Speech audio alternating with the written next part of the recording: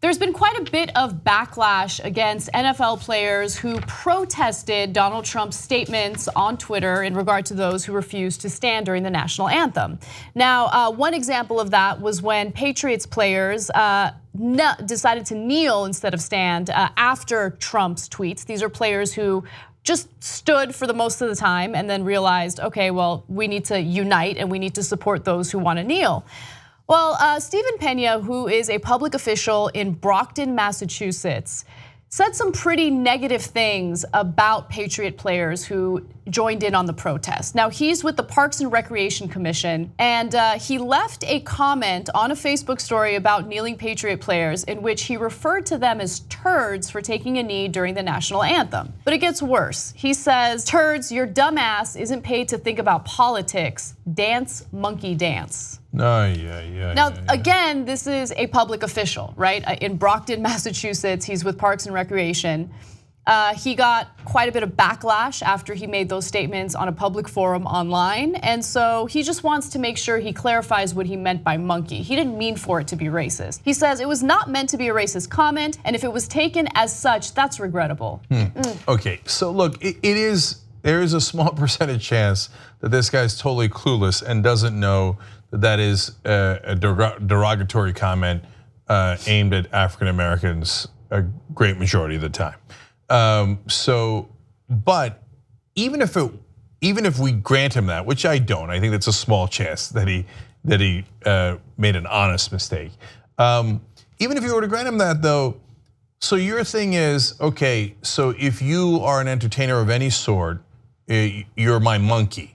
And so you're, unlike other Americans like plumbers and guys who take care of parks, you're not allowed to have an opinion, and you're not allowed to be concerned that maybe your kids are gonna get shot when they're unarmed, like it happened to Tamir Rice in Cleveland. You're not allowed to participate in the process because you're there for the entertainment of this Stephen Pena guy. Right. And so you're supposed to dance for him like a monkey. So it's such an asshole thing to say any way you slice it. I just feel like, the people who are up in arms and make these types of statements online just fundamentally misunderstand what this country is supposed to be about, right?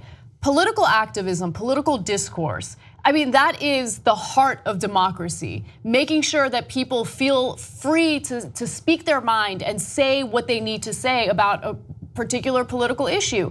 They don't want that. They want to shut them up. So are you not in favor of free speech? Are you not in favor of a democratic system where people are able to take part in voting, in voicing their opinions, in engaging in this type of rhetoric? It's crazy to me. And if you didn't know that the great majority of the athletes doing it are black, and that that's a derogatory thing to say about blacks, and that might get you in trouble, you also haven't shown very good judgment as a public official.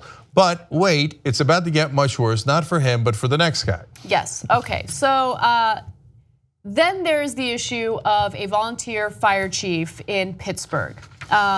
He was upset because of the Steelers protesting. Now, the Steelers did something a little different from the Patriots. They decided to stay in the tunnel during the national anthem instead of coming out and standing during the national anthem. And so Paul Smith, who is a volunteer firefighter at the Cecil Volunteer Fire Station #2, posted a derogatory response on Facebook, which was directed at Mike Tomlin. He's the head coach, and he used a racial slur. So I'm not gonna say the racial slur, you guys know what it is, but I will read you his comment. He says, "Tomlin just added himself to the list of no good N-words. Yes, I said it." So he seemed pretty proud of his statement there.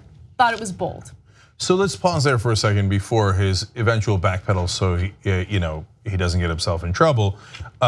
First, a no good N-word. No lack of clarity here. Okay, I know that no matter what anybody says, people always but maybe it wasn't racist. I mean, that was as clear as you can possibly get. There's no way to spin that. Yeah, and so remember that the players are protesting in the first place because they're treated as less than equal, and part of the idea here is Black Lives Matter.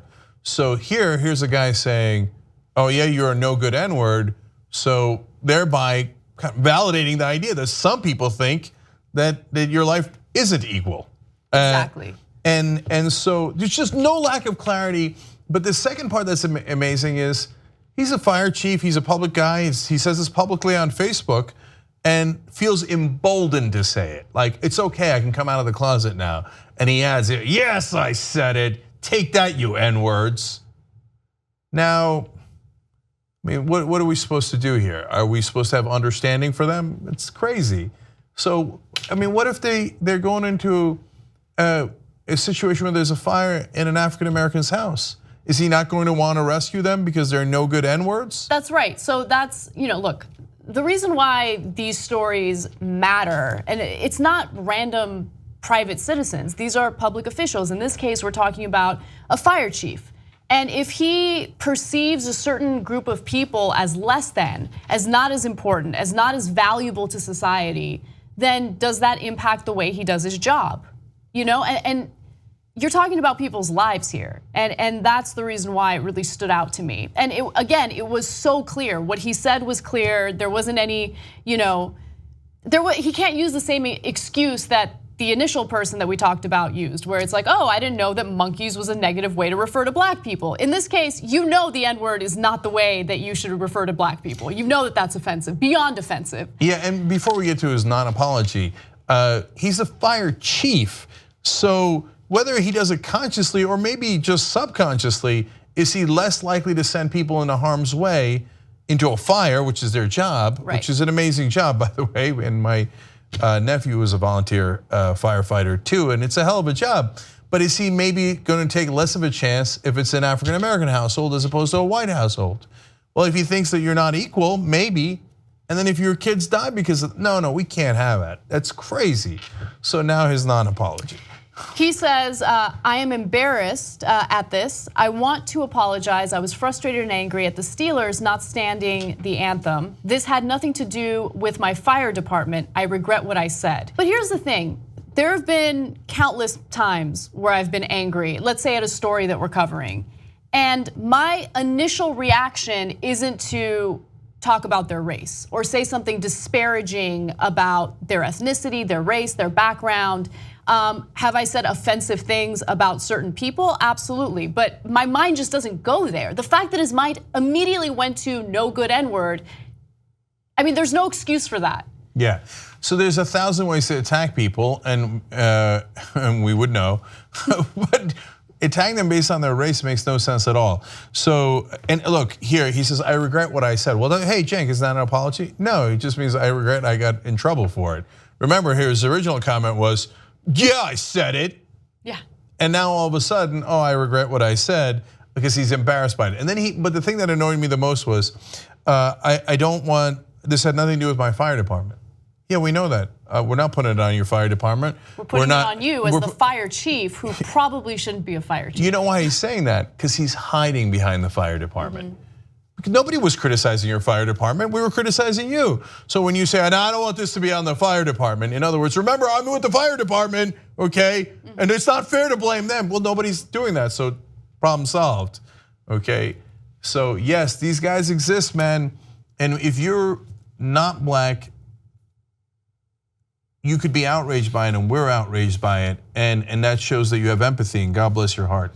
But even if you're in that category or not in that category, just think for a second, if you are black in this country and you know a certain percentage of the police chiefs and the fire chiefs and the guys who drive ambulances, and the list goes on, don't think that you're equal to other people, and they think that your life doesn't matter as much. But don't complain about it, okay? Don't protest in the streets, that would be inconvenient for people, and don't be peaceful in your protest either, where you just kneel during the national anthem. Just don't complain. You're not allowed to. Yeah, that's their take. I even hesitate talking about it to some degree because I feel that it's so depressing. But look, the way that we're going to get past it is to talk about it and to tackle this and to solve this as a country together, because it is unacceptable for a certain percentage of Americans to think I might not get rescued because of what that guy thinks about my whole race. Help us build independent media. Become a member of the Young Turks. TYTnetwork.com/join.